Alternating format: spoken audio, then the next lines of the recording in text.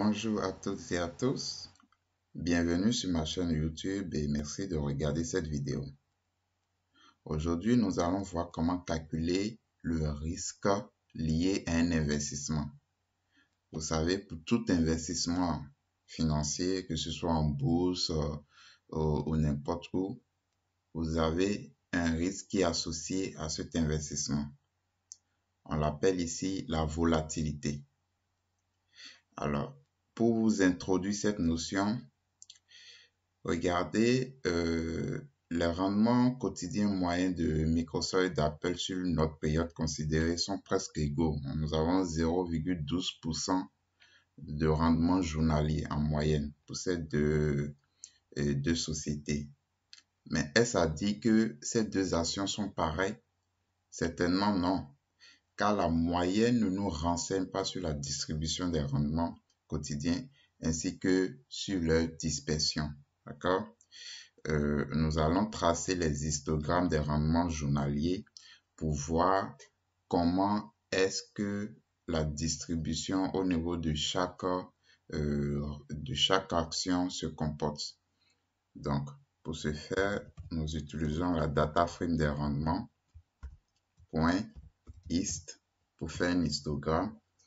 Et ici, je vais spécifier la taille. Ça, c'est un argument optionnel.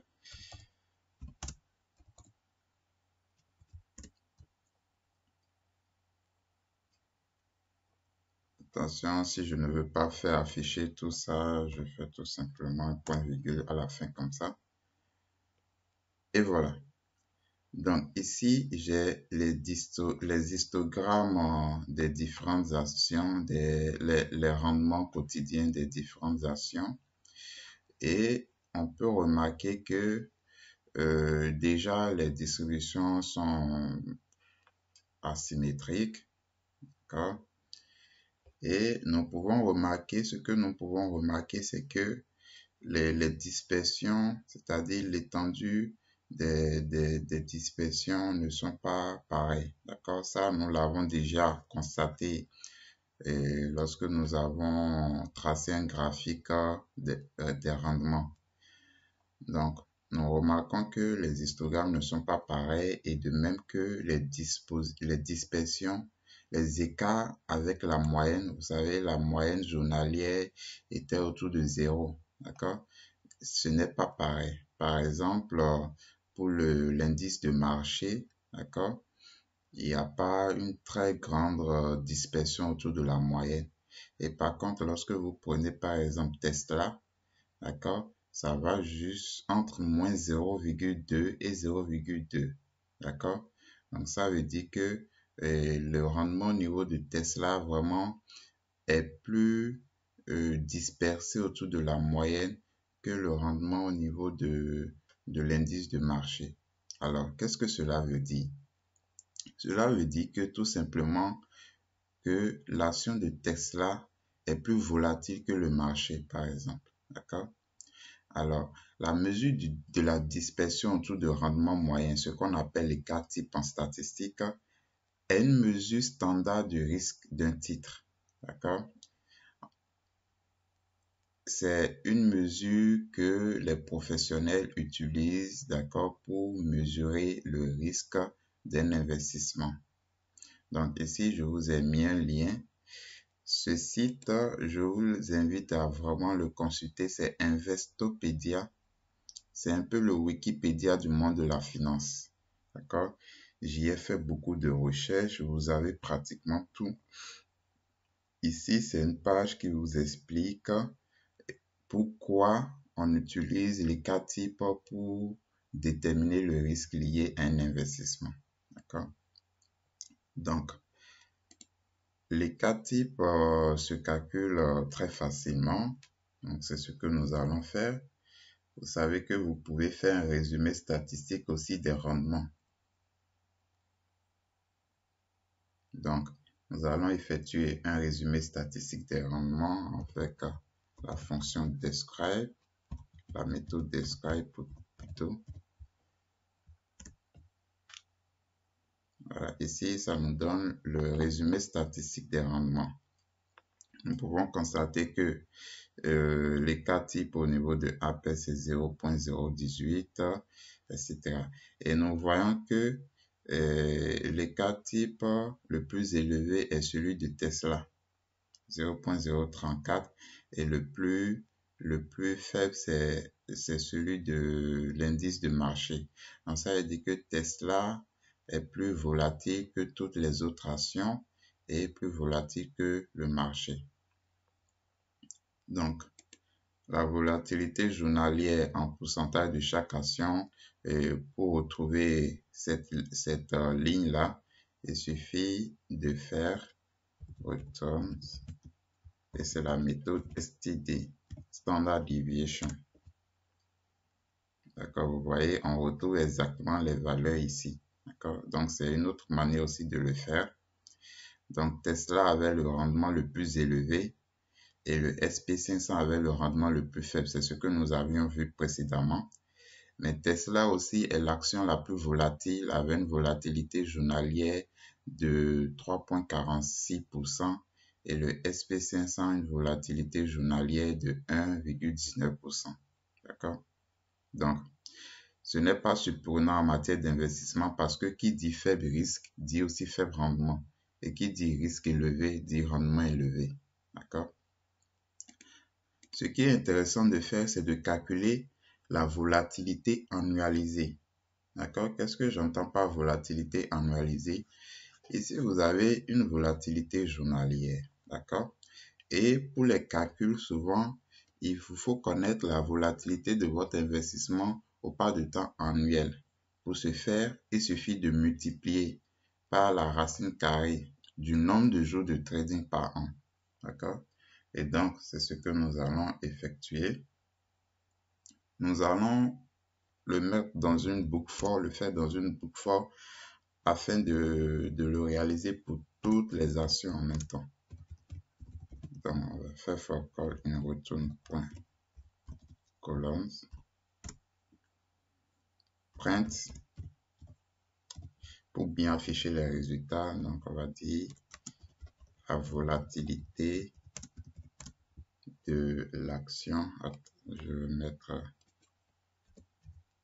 des guillemets ici. Donc, la volatilité de l'action de, on va faire afficher la colonne, d'accord, le nom de la variable est égal, et ici, on va choisir l'action, donc retourne crochet call, d'accord, afficher son écart type, et il faut multiplier, pour avoir la volatilité annuelle, il faut multiplier par la racine carrée du nombre de jours de trading. Donc, NP SQRT. Nous avons stocké cette variable dans NDACE. D'accord? NDACE ici est égal à 252. Et je veux le faire afficher en pourcentage. Donc, je multiplie par 100. D'accord? Et je fais comme ça, pourcentage par an. J'exécute. Donc, vous voyez, la volatilité de l'action de Apple est égale à 29,72% par an. D'accord? Si on veut, on peut arrondir à 2 chiffres après la virgule pour avoir quand même un résultat mieux interprétable. Donc, à ce niveau,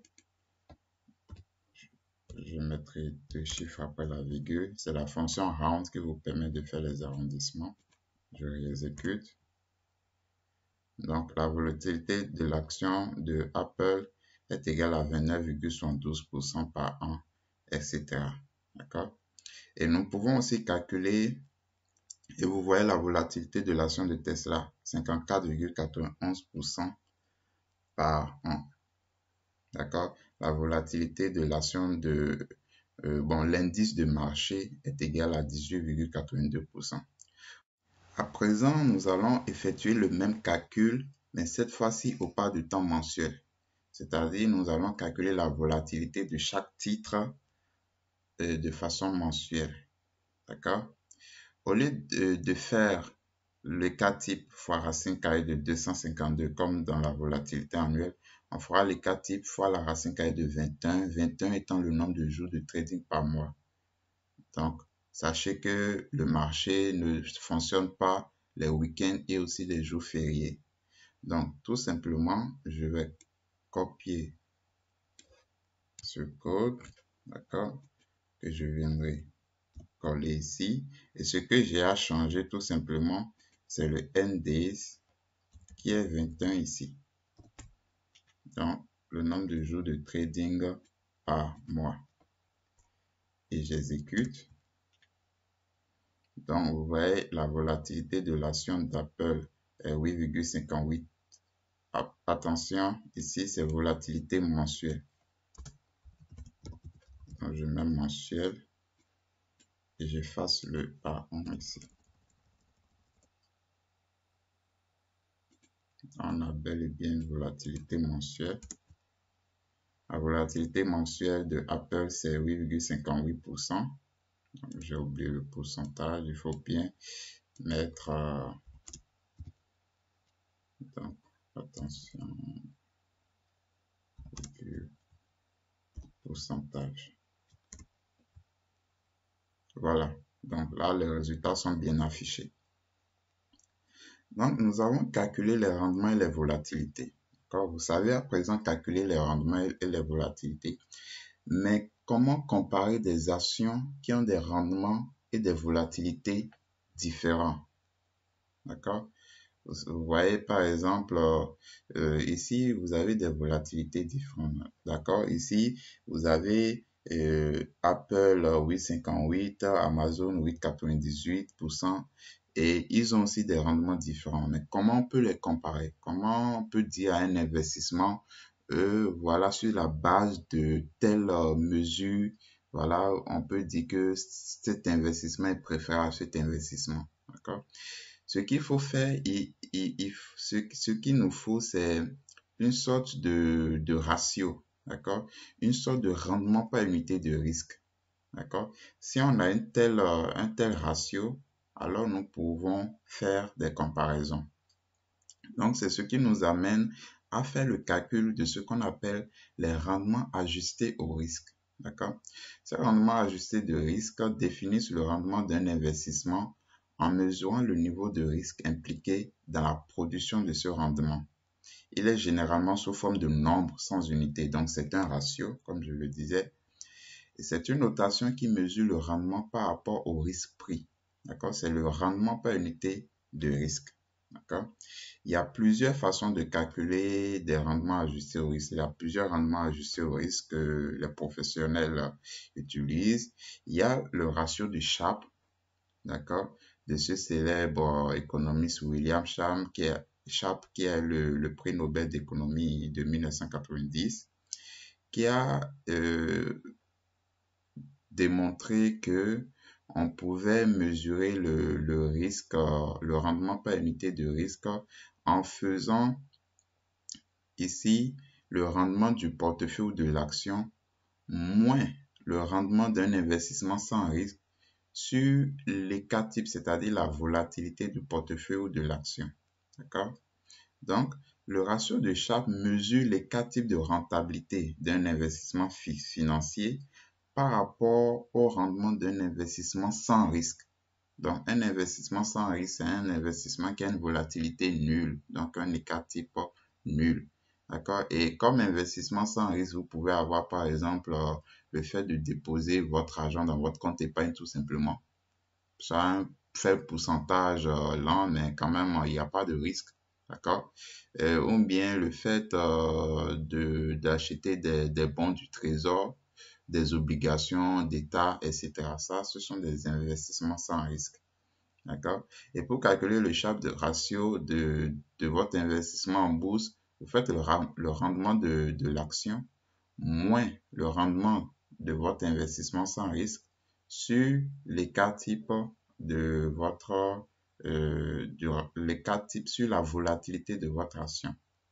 Donc, nous allons calculer le ratio de Sharpe de chaque action ici. Alors, pour ce faire, il faudra d'abord définir le rendement, d'accord, d'un investissement sans risque. Vous savez, aux États-Unis,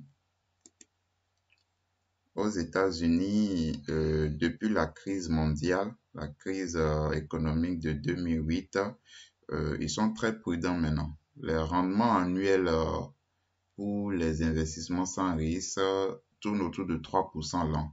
D'accord? Ici, nous allons utiliser un RF de 2,5%. Donc, nous allons créer une fonction pour calculer ce ratio de Sharpe-là. Donc, def Sharpe ratio. Je vais nommer la fonction Sharpe ratio. Donc, cette fonction prendra en argument une série de rendements. Et par défaut, le RF sera égal à 2,5%, donc ça fait 0,025. Donc, là, si vous voulez, je mets en commentaire série, c'est la série des rendements journaliers de l'action ou du portefeuille d'action. D'accord? Et RF, c'est le rendement annuel, d'un investissement sans risque. Donc ici, par défaut, RF égale à 0,025, donc 2,5%.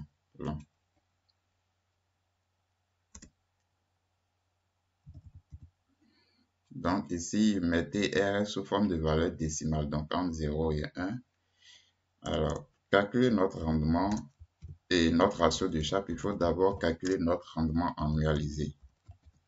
Donc, pour calculer le rendement annuel, c'est RP égale, d'accord, vous voyez la fonction, ici le paramètre RP qui est le rendement de l'action du portefeuille. Pour l'annualiser, il suffit de faire fois le nombre de jours de trading.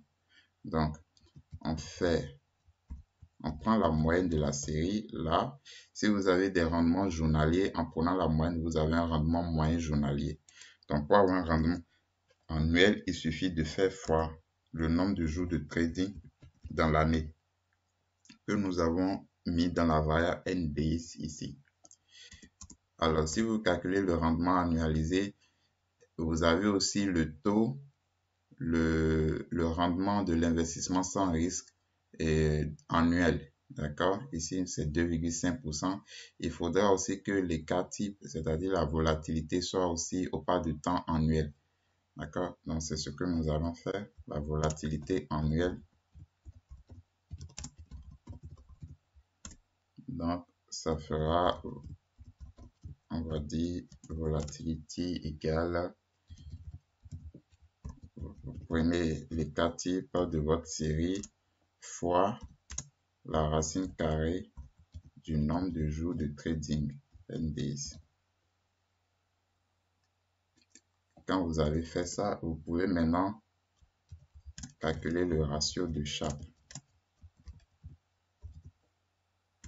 Donc, Sharpe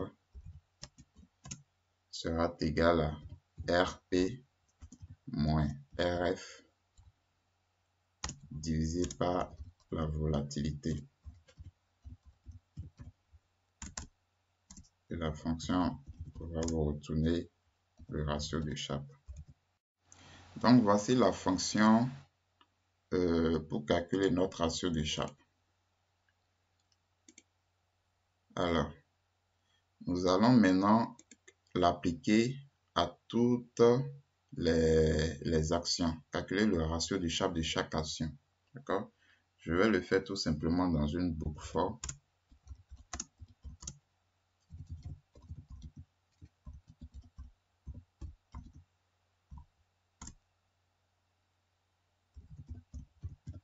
j'aime bien afficher les résultats comme ça. Le ratio de Sharpe.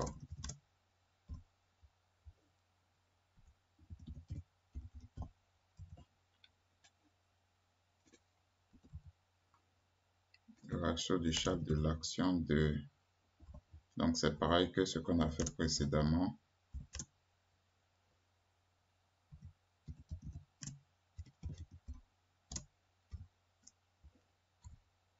Et là, maintenant, on peut utiliser notre fonction ratio de Sharpe. Attention.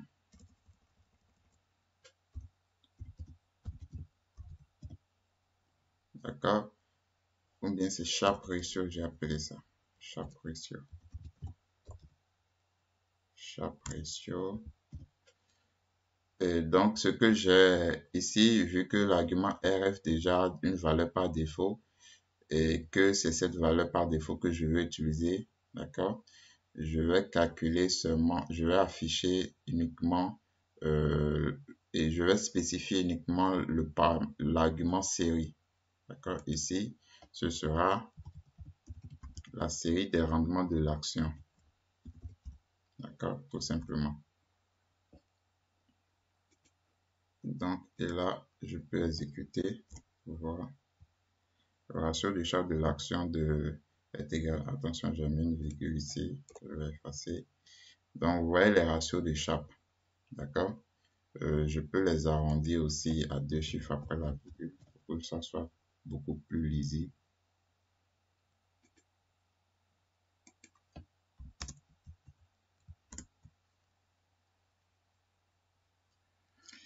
Bon. Attention, la virgule n'est pas là. Je vais plutôt là. Et là, je mets une parenthèse. Donc là, j'ai mes ratios de Sharpe.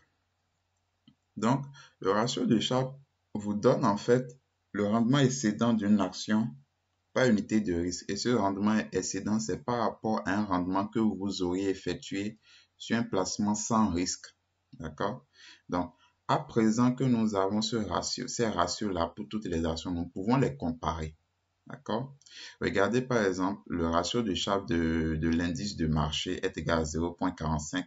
Ça veut dire que pour une unité de risque, le SP500 a un rendement annuel excédent de 45% par rapport à un investissement sans risque avec un rendement annuel de 2,5%.